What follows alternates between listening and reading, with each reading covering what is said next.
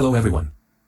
For types of users in DBMS are end users, database administrators, DBAs, application programmers, database designers. The roles of a database administrator include ensuring data security, managing database performance and tuning, monitoring and maintaining data integrity, implementing backup and recovery procedures, managing user access and permissions, and assisting in database design and schema modifications. For data models are Relational data model organizes data into tables with rows and columns, emphasizing the relationships between entities through primary and foreign keys. ER model, entity relationship model, represents the entities, attributes, and relationships between entities in a graphical form, aiding in database design and conceptual modeling.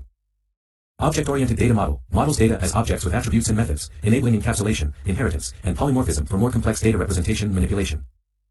Semi-structured data model allows flexible and dynamic representation of data with varying structures and types, often used for handling data with irregular or changing schemas, such as XML or JSON documents. Three data languages are DML, data manipulation language used to retrieve, insert, update, and delete data in a database. DDL, data definition language used to define and manage the structure and objects in a database, such as creating tables, indexes, and constraints. DCL, data control language used to control access and permissions to the database, including granting or revoking privileges to users and roles. Entity, an entity represents a distinct object or concept in the real world that we want to store and manage data about. Example, customer is an entity that can have attributes like customer ID, name, email, and address. Entity set, an entity set is a collection of similar entities.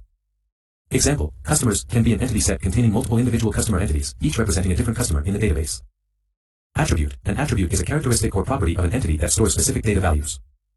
Example, in a student entity, attributes can include student ID, name, age, and grade. Domain, a domain defines the set of possible values that an attribute can hold.